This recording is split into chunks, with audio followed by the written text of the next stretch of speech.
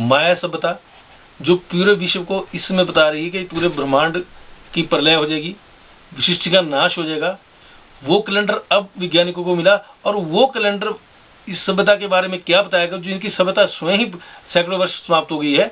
तो वैसे ही हमारे शास्त्रों में, पद्म पुराण, ऋग्वेद में, स्कंद पुराण में, श्रीमद् भागवत में कहा गया है कि जो सृष्टि की उत्पत्ति उसका एक नियम है, उसका एक गणना है। तो कहा गया है शास्त्रों में कि 4 युगों का एक महायुग बनता है और 1000 महायुगों का एक कल्प बनता है। वो एक कल्प ब्रह्मा जी का एक दिन है और 360 कल्पों का एक वर्ष ब्रह्मा जी का माना गया है।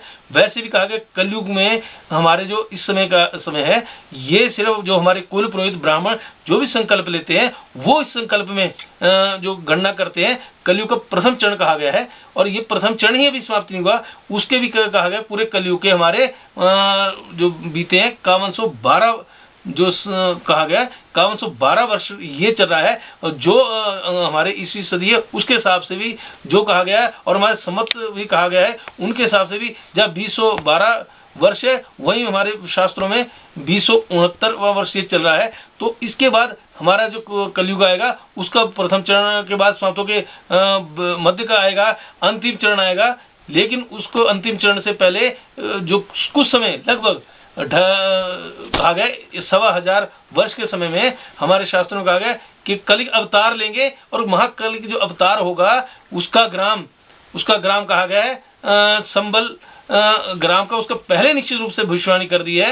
ये भविष्यवाणी मेरी नहीं, हमारे ऋषि मुनियों की। ये तो सिर्फ मेरा शोध का कार्य है कि उसकी गणना पूरे विश्व को बता सकूं। तो उसमें ग्राम है, उस ग्राम का नाम है संबल ग्राम है, और वो ग्राम में कली अवतार लेंगे। तो उसके बाद प्रलय कहते हैं, क्योंकि हर युग की कोई ना कोई अवतार लिया और उस युग को उनको समाप्ति के लिए उन्होंने राक्षसों का, बुराइयों का, अधर्म का नाश किया। जैसे सतयुग आया उसके बाद हमारे शास्त्रों का द्वापर आना था, लेकिन वो गणना का विषय है, लंबा विषय है। तो पहले हमारा त्रेता है, तो त्रेता में जो हुए थे वो रावण जी हुए थे। और वो कहा गया हमारे जो रावण थे सबसे बड़े विद्वान थे, जिन्होंने शिव जी भगवान से तंत्र का, विज्ञान का भेद लिया था।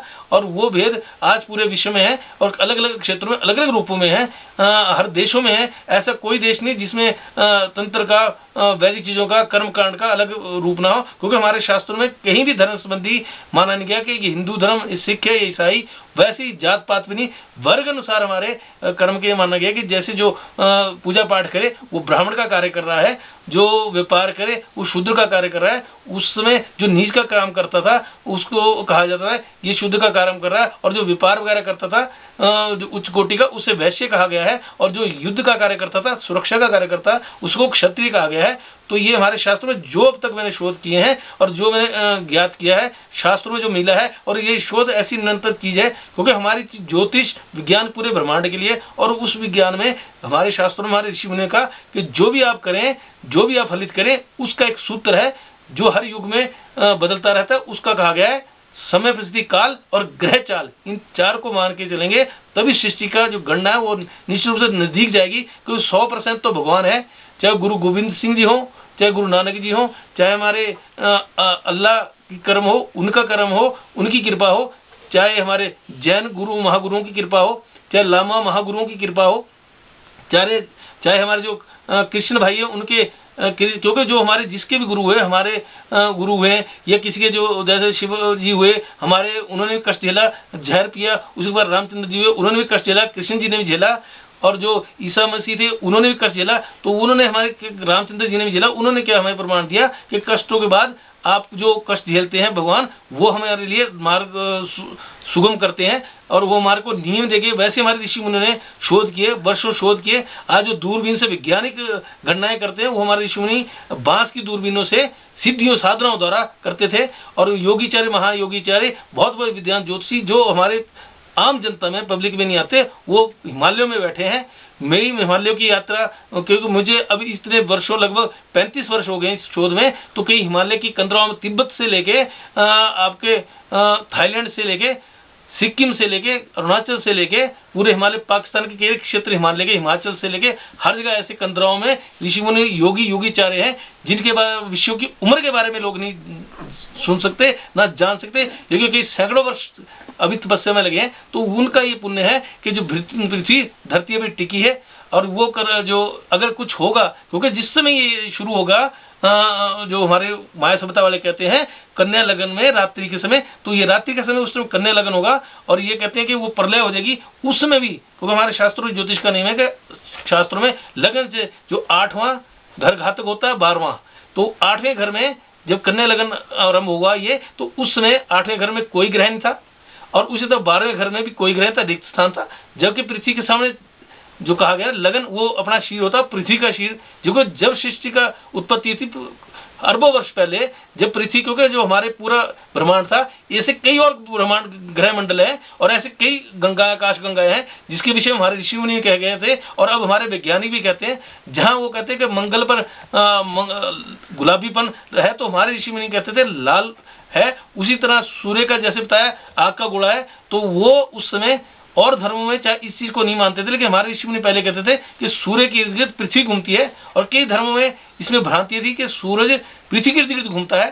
तो वो ऋषि मुनि ने हमारे जो धरोहर स्वरूप दी है, इसमें शोध चिंतन का विषय, ये इसमें जो भी तंत्र ज्योतिष विज्ञान वास्तु ये सब हमारे और पूरे विषय को जो जिसकी गणित की जाती है, गणना सैटेलाइट के ऊपर भेजते हैं, उसमें सबसे जो महत्वपूर्ण 0 अंक है वो भी हमारे ऋषि मुनि ने पूरे ब्रह्मांड को दिया।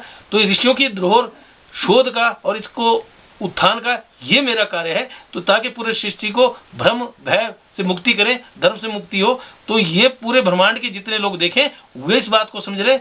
अभी तो लगभग पूरी पृथ्वी के प्रलय का, कलयुग का भी 4.25 लाख वर्ष है, तो कहीं कोई प्रलय नहीं आ गई। अगर जापान में जैसे सुनामी आई, कहीं भूकंप आ गया, उस क्षेत्र के उन लोगों के लिए अपने लिए प्रलय है। किसी के घर में कोई मर गया या किसी की मृत्यु होगी या उनके घर में कोई दुर्घटना होगी, तो उनके लिए अपने लिए प्रलय निश्चित रूप से व्यक्तिगत रूप से होती है। तो इसे पूरी सृष्टि में कहीं नहीं होगा, क्योंकि इस लगन में जो हिसाब से बन रहा है कन्या लगन से, जो सूर्य की स्थिति है वो चौथी है, तो वो क्या करेगा कि सूर्य ग्लोबल वार्मिंग करा रहा है, वो आगे भी करेगा, पर्यावरण में परिवर्तन आएगा।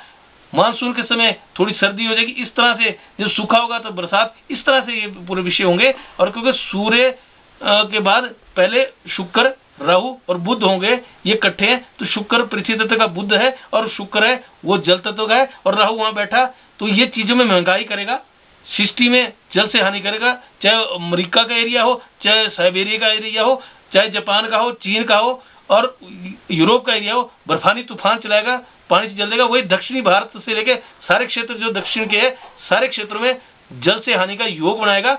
वो जल से हानि का ऑस्ट्रेलिया का एरिया भी हो सकता है, न्यूजीलैंड भी, दक्षिणी अमेरिका का एरिया भी हो सकता है, और वही मलेशिया के, इन चीजों में सुनामी वगैरह थोड़े जल से हानि, बाढ़ तूफान करेगा, वही हानि होगी। बाकी निश्चित रूप से पूरे ब्रह्मांड की जनता जो देख रही है मुझे, वो निश्चित रूप से कहीं सृष्टि में कहीं प्रलय का कोई योग नहीं है।